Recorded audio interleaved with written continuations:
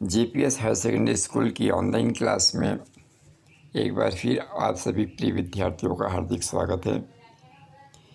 Class third के प्रिय विद्यार्थियों, आप सभी अपनी हिंदी की टेक्स्ट बुक हिंदी कोर्स निकाल लें और लेसन नंबर 3 अपनी भाषा अपनी बात, इसमें मैंने आपको समझाया है और कुछ क्वेश्चंस आंसर भी आपको करवाए हैं। जो बचे हुए प्रश्न हैं उसके उत्तर मैं आपको आज लिखाने जा रहा हूँ। पेज नंबर 16 में क्वेश्चन नंबर 4 निम्नलिखित प्रश्नों के उत्तर दीजिए।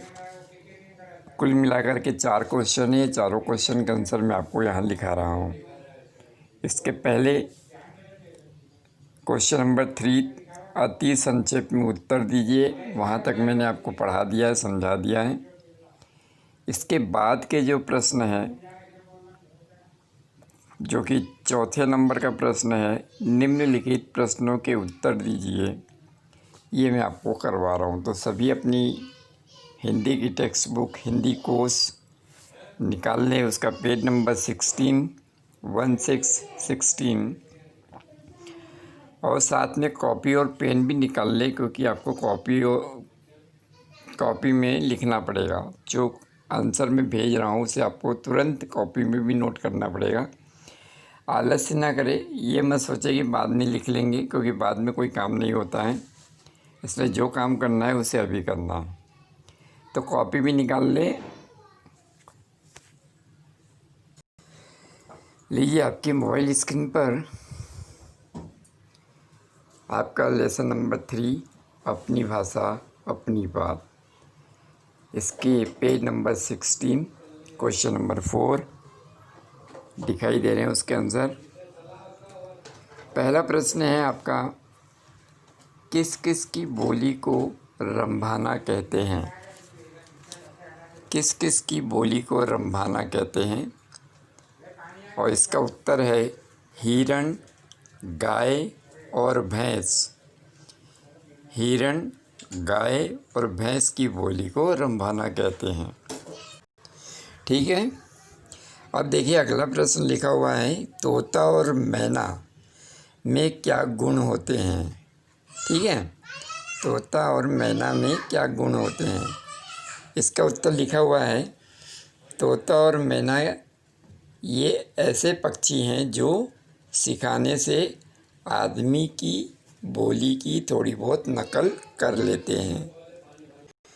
तो एक बार फिर मैं आपको बता दूं, तोता और मैना ये ऐसे पक्षी हैं जो सिखाने से आदमी की बोली की थोड़ी बहुत नकल कर लेते हैं। तो तोता और मैना में यह अलग गुण होता है। ठीक है। अगला प्रश्न है, मातृभाषा क्या है? मातृभाषा क्या है? तो माता जिस भाषा में प्यार से हमें शिक्षा देती है उस भाषा को ही हम मातृभाषा कहते हैं। तो हमारी माता जिस भाषा में प्यार से हमें शिक्षा देती है उस भाषा को ही हम मातृभाषा कहते हैं। ठीक है। और अंतिम प्रश्न लिखा हुआ है, राजभाषा किसे कहते हैं? राजभाषा किसे कहते हैं? तो हिंदी भाषा ही हमारी राजभाषा है। और जिस राज्य में जो भाषा बोली जाती है, राज्य समझते हो ना, स्टेट, जैसे एमपी, यूपी, बिहार, पंजाब, बंगाल, राजस्थान, ये स्टेट है जिसे हम हिंदी में राज्य कहते हैं। तो जिस राज्य में जो भाषा बोली जाती है उस भाषा को ही हम राजभाषा कहते हैं। जैसे मध्य प्रदेश में हम रहते हैं तो यहाँ कौन सी भाषा बोली जाती है? हिंदी। महाराष्ट्र में मराठी बोली जाती है, पंजाब में पंजाबी बोली जाती है, बंगाल में बंगाली, राजस्थान में राजस्थानी। तो हर राज्य की अपनी एक भाषा होती है और उसी भाषा को हम राजभाषा कहते हैं। तो हिंदी हमारी राजभाषा इसलिए है क्योंकि हम मध्य प्रदेश में रहते हैं और मध्य प्रदेश की राजभाषा क्या है? हिंदी है। ठीक है।